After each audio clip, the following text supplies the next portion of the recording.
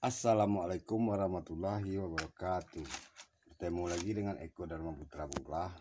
Baiklah teman-teman, terima kasih atas supportnya yang sudah like, komen, dan subscribe. Pada video kali ini teman-teman, intinya saya mau melepas batok ya teman-teman ya, untuk memprogram mame. Inti pembuatan mame ya teman-teman ya, puncak kita membuat mame bonsai kelapa. Namun ini saya set dari besar ya teman-teman ya. Beberapa ini teman-teman ada yang sudah kecil teman-teman ya, kecil teman-teman. Nah, ini mame asli ya teman-teman ya, ini tanpa batok. Ini sudah lumayan lama teman-teman. Dan pada kesempatan kali ini teman-teman, saya sekalian menjawab pertanyaan teman kita tempo hari teman-teman pada video sebelumnya tentang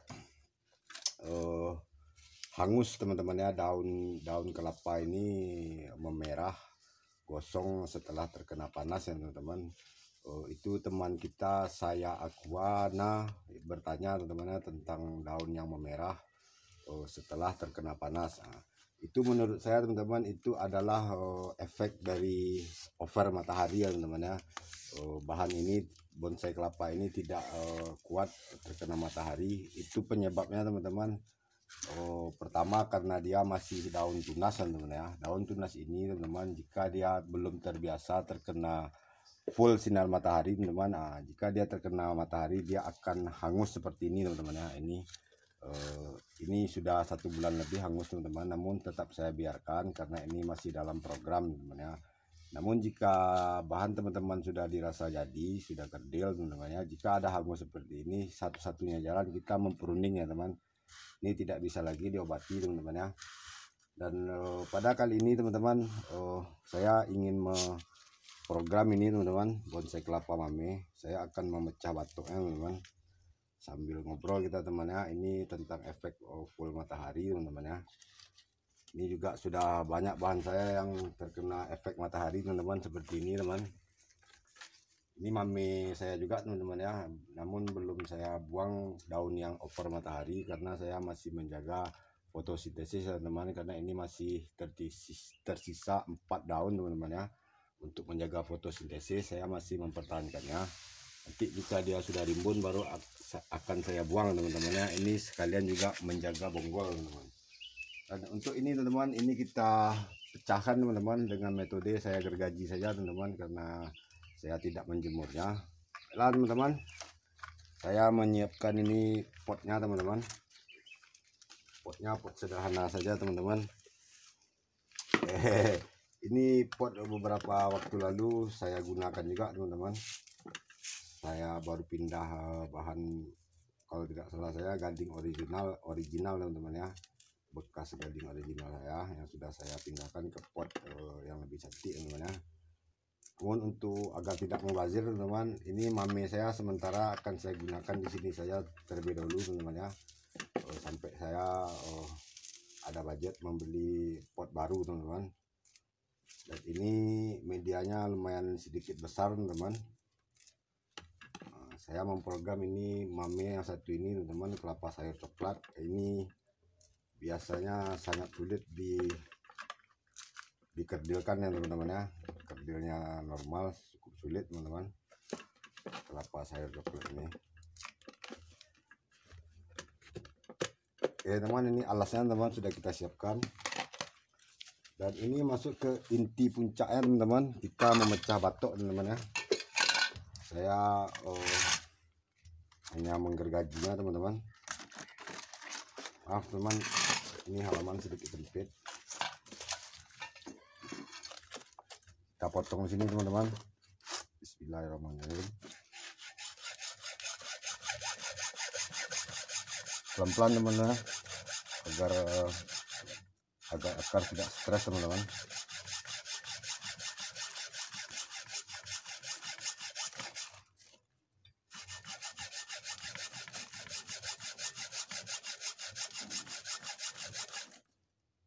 Untuk itu teman-teman, jika bahan kita dari dini kita biasakan di tempat teduh teman-teman, itu jika kita beri sinar matahari Jika dia masih tunas belum pecah daun teman-teman, nah itu sangat berisiko dia stres teman-teman ya, hangus daunnya, gosong, terbakar. Oke teman-teman, sedikit seperti pemaksaan teman-teman, namun ini aman teman-teman.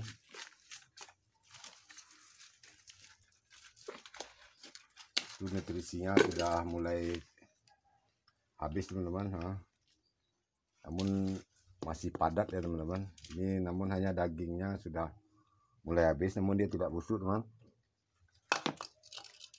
Oke teman-teman, inilah program Mami Bonsai Kelapa ya teman-teman. Selanjutnya teman, kita putus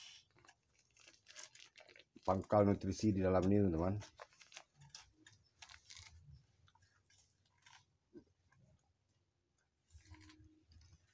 Masih segar teman-teman, masih manis.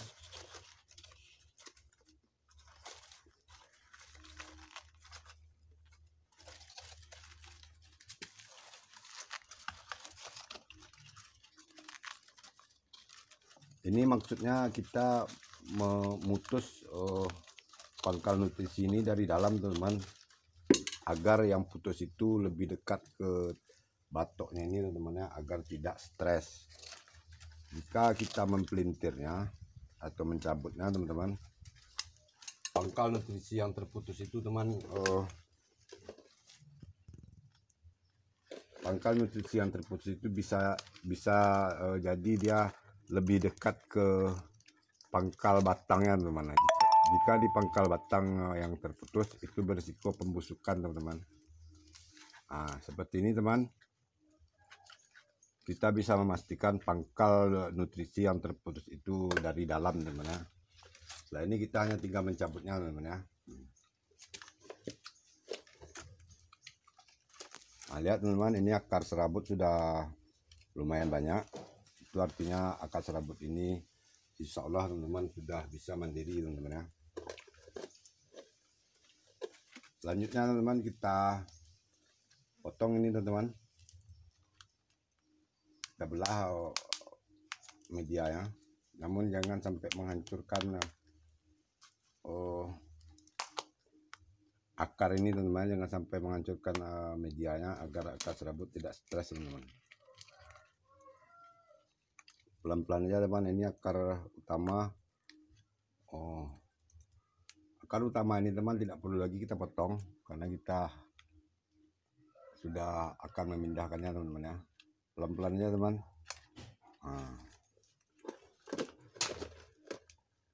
Ini akar serabut sudah lumayan banyak teman-teman. Ini lihat teman, akar serabut sudah mulai banyak. Ini artinya akar serabut ini sudah bisa mencari nutrisi sendiri teman-teman. Setelah teman-teman kita masukkan ke media barunya, kita kasih sedikit di sini ganjalnya apa teman-teman ya, sabut kelapa itu.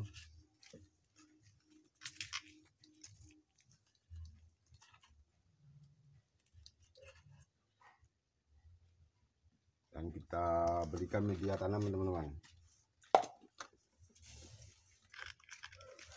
Teman, ini halaman saya lumayan sempit teman-teman. Dan saya juga sekalian merawat bahan-bahan mami saya pagi ini teman-teman ya. Itu beberapa ada bahan yang saya pecah batoknya kurang lebih 2 bulan lalu teman, itu baru saya berikan lumut untuk mempercantiknya teman. Seperti biasa teman-teman, ini media tanam saya gunakan pupuk tanah biasa dan dicampur dengan bahan-bahan organik yang sudah terfermentasi menjadi tanah teman-teman ya.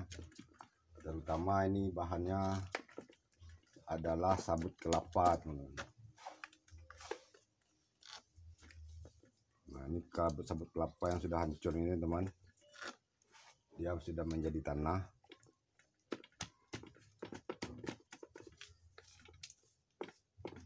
Teman-teman, kita masukkan teman-teman. Bismillahirrahmanirrahim.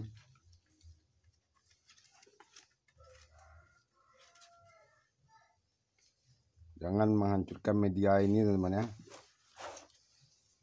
Kita isikan tanahnya di samping-sampingnya teman-teman.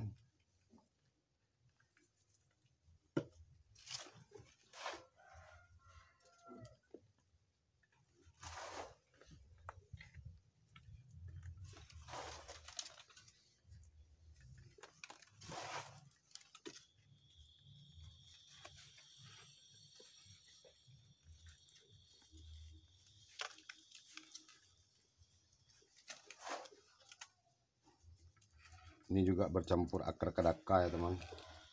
Bagian ada akar kadaka juga yang saya campurkan di sini. Ini sabut kelapa, akar kadaka, terus sisa-sisa rumput-rumput teman yang saya endapkan hingga dia menjadi tanah teman-teman ya. Itulah media tanam yang saya pergunakan teman-teman untuk bahan bonsai kelapa. Dan alhamdulillah teman-teman semua subur. Dan untuk ini teman-teman efek full sinar matahari ini bisa kita siasati teman-teman dengan kita membiasakan bahan tunas kelapa kita itu dari dini teman-teman, dibiasakan terkena sinar matahari minimal pagi teman-teman ya. Namun jangan sampai full seharian penuh, kita harus bisa mengaturnya teman-teman. Pagi-pagi itu jam 8 hingga jam 10 itu teman, nah itu paling bagus teman-teman ya.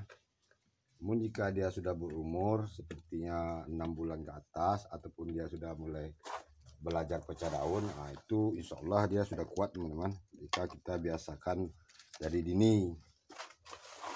Namun jika bahan kita selama dia daun pemula, kita selalu menempatkannya di teduh. Kalaupun dia pecah daun, belajar pecah daun teman-teman, jika dia belum pernah terkena sinar matahari, ya dia akan tidak tahan juga teman-teman ya, dia perlu beradaptasi. Untuk itu teman, jika seperti itu kita harus mensiasatinya dengan mengontrol pemberian sinar matahari teman-teman. Oke teman-teman, ini sedikit kita rendahkan karena ini bonggol teman-teman. Ini bonggol saya tanam di dalam. Nanti jika dia sudah beradaptasi, ini media kita kurangi teman-teman ya. Kita cukup jangan terlalu tinggi teman-teman ini, karena batang ini sudah besar dan saya pendam ke dalam. Oke teman-teman, ini bisa kita berikan lumut teman. Ini ada sedikit lumut teman. Tadi saya mencari lumut. Ini langsung saja kita berikan lumut teman-teman. Karena apa? Karena bahan lumut ini lumayan tebal teman. Tidak perlu lagi kita memberikan lumpur teman-teman ya. Gampang saja kita memberi lumut teman-teman. Nah kita tinggal menempelkan saja teman-teman. Namun setelah ini kita rawat teman-teman ya.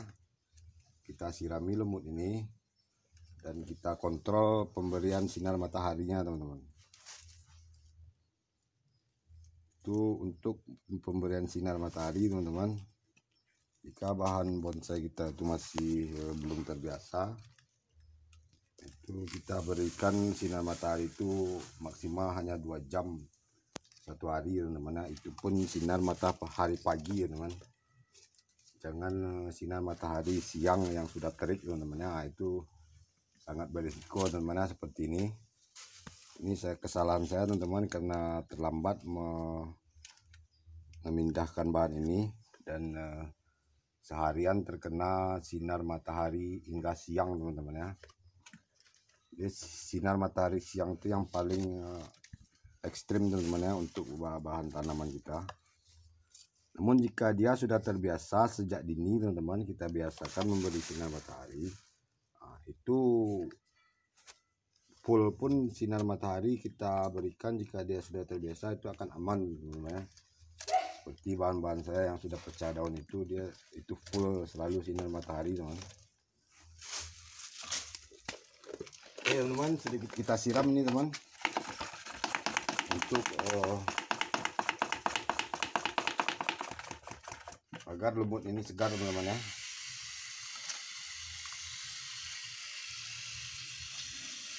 Dan ini insya Allah teman-teman tidak akan gagal beradaptasi teman, seperti yang sudah saya lakukan ini beberapa bahan saya teman-teman. Ini dia tidak gagal adaptasi pasca pelepasan batok ini.